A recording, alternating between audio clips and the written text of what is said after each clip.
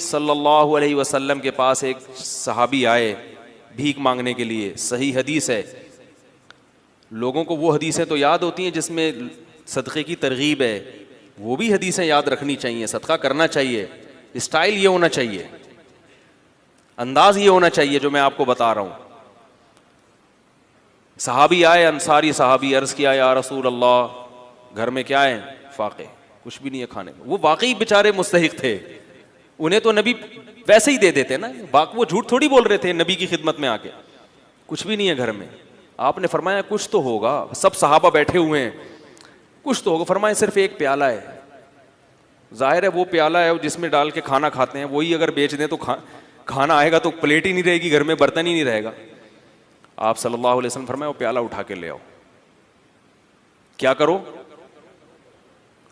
یہ حدیث تو پیالے کے بارے میں, آپ نے جب کسی کو دیکھنا ہے تو آپ نے اپنے حساب سے اسے انٹرویو لے کے, یہ نہیں کہ پیالہ اٹھا کے لے آؤ کیونکہ حدیث میں آ رہا ہے.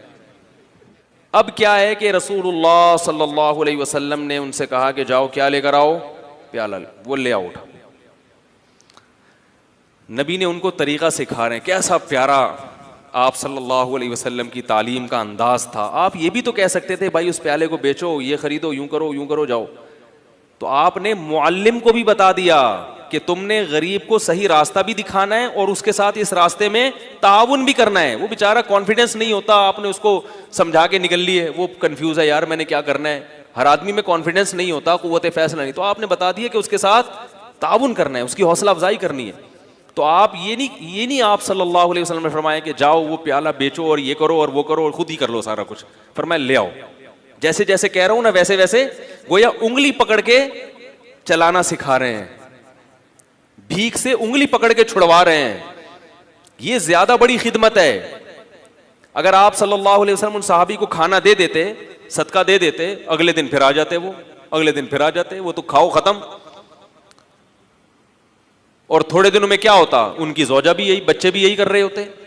یہ بھیک ایسی بیماری ہے جو نسلوں میں چلتی ہے. خاندانی بھکاری ہوتے ہیں بعض لوگ, ارے ہمارے ابا بھی یہی کام کرتے تھے. ٹھیک ہے نا. تو نبی صلی اللہ علیہ وسلم نے فرمایا جاؤ پیالہ اٹھا کے لے آؤ. وہ صحابی پریشان ہے, کیا ہوگا بھائی, ٹھیک ہے نبی نے کہا ہے لے آئے. آپ صلی اللہ علیہ وسلم نے فرمایا اسے کون خریدے گا؟ ہر چیز کا کوئی نہ کوئی طلبگار ہوتا ہے. ایک صحابی نے فرمایا 1 درہم میں یہ مجھے دے دیں. آپ نے فرمایا اس سے زیادہ میں کون خریدے گا؟ بھائی اب بزنس کا تو اصول ہے نا, سرمایہ چاہیے تو جتنا زیادہ سرمایہ لے سکتے ہو. یار بھائی بزنس کا تو اصول ہے, حلال سرمایہ ہے. تبھی یہ یاد رکھو اسلام نے کسی چیز کی قیمت متعین نہیں کی ہے. نبی نے فرمایا دعوا الناس, لوگوں کو اپنے حال پہ چھوڑ دو, قیمتیں متعین مت کرو. ان اللہ هو المسعر, اللہ چیزوں کی قیمتیں خود متعین کرتا ہے. جس چیز کی قیمت اللہ نے بڑھانی ہوتی ہے مارکیٹ سے شارٹ کر دے گا اس کو, جس چیز کی قیمت اللہ نے گھٹانی ہوتی ہے مارکیٹ میں اللہ اس کو وافر مقدار میں پھینک دیتے ہیں. اس لیے اصل اصول یہی ہے کہ کسی چیز کی قیمت متعین نہیں ہے. آپ اپنی چیز دھوکہ نہ ہو اس میں, جس قیمت پہ چاہے بیچیں. لوگ کہتے ہیں وہ تو پھر اتنی قیمت چیز مہنگی ہو جائے گی. بھائی وہ آپ سے نہ خریدے, وہ ساتھ والے سے خرید لے. کیا خیال ہے؟ تو وہ تو خود بخود, ہاں گڑبڑ جب ہوگی جب تاجر مل کے آپس میں ایکا کر لیتے ہیں, معاہدہ کر لیتے ہیں کہ اس سے کم پہ نہیں بیچنا, یہ ناجائز ہے. اسی وجہ سے پھر حکومت کو انوالو ہونا پڑتا ہے, چیزوں کی قیمتیں متعین کرتی ہے.